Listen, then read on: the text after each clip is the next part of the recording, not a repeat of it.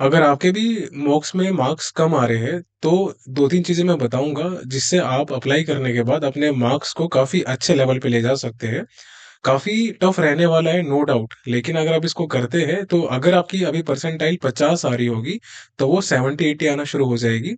अगर 70 तक आ रही होगी, तो वो 90 या 90 प्लस जाना शुरू कर देगी। अब ये 2-3 चीज़ें जो मैं बताने वाला हूँ, वो ध्यान से सुनिएगा, और ये सिर्फ़ और सिर्फ़ प्रीलिम्स एग्ज़ामिनेशन के लिए है, चाहे वो एसबीआई पीओ हो, आईबीपीएस पीओ, आरआरबी पीओ या फिर कोई भी क्लेरिकल एग्ज़ाम क्यों ना हो। चलिए डायरेक्टली बात करते हैं। अभी देखिए एग्ज़ाम के एसबीआई पीओ के हमारे पास मैक्सिमम 10 डेज़ के आस-पास हम मान के चलते हैं, एंड ये प्रीलिम्स की बात कर रहे हैं। एंड आईबीपीएस पीओ के भी हमारे जो डेज़ बचे हैं अप्रोक्सिमेटली, वो 2 3 वीक्स मान के चलिए आप। डेट तो इसकी वैसे 17 अगस्त है आईबीपीएस पीओ की प्री की, बट हम फिर भी 3 हफ्ते तक मान के चल रहे हैं मैक्सिमम। अब आपको इन सभी टाइम में जो एक चैलेंज है आपके लिए, वो है कि आपको अपने मॉक्स के परसेंटाइल और मार्क्स को इंक्रीज करना है जल्द से जल्द, ताकि आप मेंस को भी साथ लेके चल सको, और ये सभी एग्जाम्स के लिए भी आप अप्लाई कर सकते हो, इसमें कुछ चेंज नहीं होने वाला। ये जो आपका चैलेंज रहने वाला है, ये चैलेंज आपका 2 वीक्स का रहने वाला है। तो इस 2 वीक्स के चैलेंज में आप अपनी स्टडी में जो-जो फ़ॉलो कर रहे हो, वो आपको एज़ इट इज़ फ़ॉलो करते रहना है। बस उसमें एक सबसे बिगेस्ट चेंज जो करना है, वो है कि आपको डेली बेसिस पे 3, 4 या 5 आईबीपीएस पीओ प्री या फिर एसबीआई पीओ प्री के मॉक लगाने हैं। इसमें से आप अगर 3 मॉक लगाते हैं डेली बेसिस पे, तो उसके साथ आप 2 आरआरबी पीओ के मॉक लगा सकते हैं। अगर आप 4 या 5 मॉक लगाते हैं, तो आप 1 आरआरबी पीओ का मॉक लगा सकते हैं। इससे आपकी आरआरबी पीओ की तैयारी भी हो जाएगी। लेकिन अब ये बात आती है कि सर ये है किसके लिए? क्या हम इस कैटेगरी में स्टैंड करते हैं? तो देखिए, अगर आपकी प्री के मॉक में परसेंटाइल, अगर आप पीओ के प्री के मॉक लगा रहे हो और आपकी परसेंटाइल लगभग 40 से लेकर 60 या 70 तक मैक्सिमम आ रही है, तो आपको ये अप्लाई करना ही करना है। अब इसमें जो आपका टाइम डिवोट होगा, अगर आप 3 मॉक लगाते हो, तो 3 मॉक में आपके 3 आवर हो गए, और हर एक मॉक का एनालिसिस यानी कि 45 मिनट्स मैक्सिमम मल्टीप्लाई में 3, तो यहाँ पर आपका कितना आ जाएगा? लगभग ये आपका 135 मिनट्स आ जाएगा, यानी कि सवा 2 घंटे के आसपास। इतना टाइम आपका डिवोट होगा।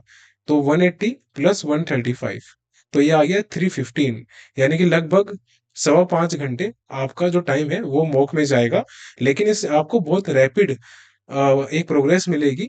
लेकिन ये मॉक सफिशिएंट नहीं है, मॉक को लगाने का तरीका भी आपको मैं बताऊंगा, तो वो आपको अप्लाई करना है। अगर आपका परसेंटाइल 70 से प्लस आ रहा है और वो 90 तक आ रहा है, तो आप डेली बेसिस पे 2 से 3 मॉक लगाना शुरू कर दो। ठीक है, आपको ये वाला नहीं फॉलो करना। फिर आपको 2 से 3 मॉक लगाने हैं, जिसमें आप आईबीपीएस पीओ या फिर एसबीआई पीओ के मॉक लगा सकते हैं। डिपेंड आप पे करता है। देखिए काफी बच्चों के लिए प्री एकदम केक वॉक होगा, लेकिन मैक्सिमम के लिए वो नहीं है। उनका सपना ही पहले एक प्री एग्जाम क्वालिफाई करना है, उसके बाद मेंस में जाना है। तो आप अपने लेवल पे दूसरों को कंपेयर बिल्कुल मत करना कि सर आप सिर्फ प्री का ही बता रहे हो, आप मेंस का नहीं बता रहे। देखिए मेंस का भी लेके आएंगे, लेकिन प्री भी बहुत इंपॉर्टेंट है। लैक्स ऑफ स्टूडेंट्स प्री में आने वाले हैं ना, तभी तो वो मेंस देंगे जाके। तो आप भी उनमें से हो सकते हो। बस जैसा मैं बता रहा हूँ, ब्लाइंडली फॉलो करते जाओ, सिलेक्शन अपने आप हो जाएगा। लेकिन अगर अभी भी एक्सपेरिमेंट किया, तो फिर आपकी रिस्पॉन्सिबिलिटी है। तो ये तो एक फर्स्ट कंडीशन थी। अब सेकंड कंडीशन, जब आप मॉक अटेम्प्ट करोगे, तो उसमें मैंने already how to attempt mock and how to analyse mock की 2 वीडियोस बनाई है अभी लास्ट 2-3 हफ्ते पहले। वो जाके जरूर देखना। एंड उसके बाद जब आप मॉक अटेम्प्ट करोगे, तो रीजनिंग में और क्वांट में आपको क्या गलतियां नहीं करनी, बस ये ध्यान रखना। रीजनिंग में आपको कभी भी सबसे पहले पजल ट्राई नहीं करनी, याद रखिए। और ब्लड रिलेशन, खूनी रिश्ता, ये आपको अटेम्प्ट नहीं करना सबसे पहले। बाकी जो भी क्वेश्चन मिले सबसे पहले उनको अटेम्प्ट कर सकते हो, लेकिन जो क्वेश्चन वन लाइनर वाले होंगे, उनको आप बाद में अटेम्प्ट करना, ठीक है? क्योंकि वो आपका टाइम खा जाएंगे काफी।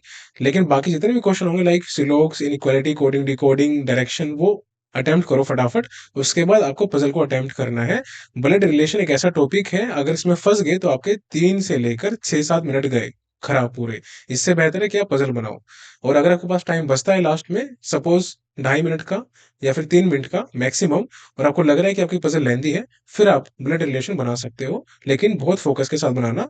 दूसरा, आपको क्वांट में कभी भी कैसलेट से शुरुआत नहीं करनी, ये याद रखिएगा। और दूसरी चीज, आपको रॉन्ग नंबर सीरीज से शुरुआत नहीं करनी। इन दोनों को हमेशा प्रिवेंट करना है। क्या अर्थमेटिक से आप शुरुआत कर सकते हो?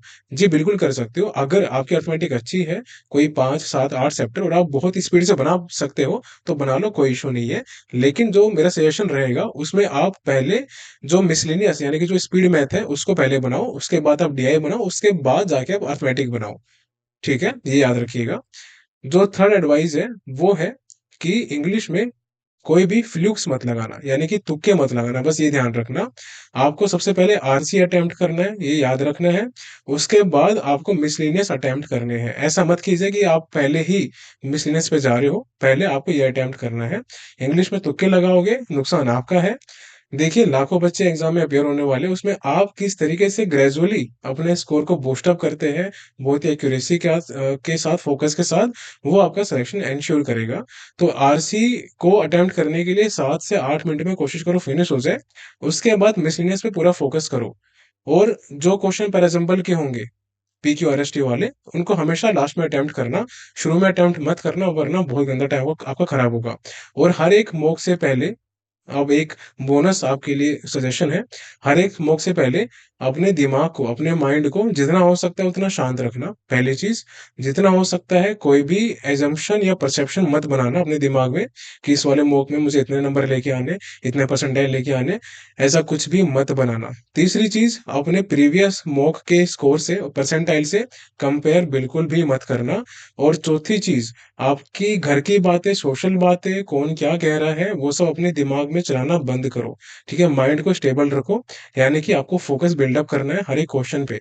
और पांचवी चीज, जैसे जैसे सेक्शन आएगा सेक्शन वाइज फोकस करना है, पूरे मॉक पे फोकस नहीं करना।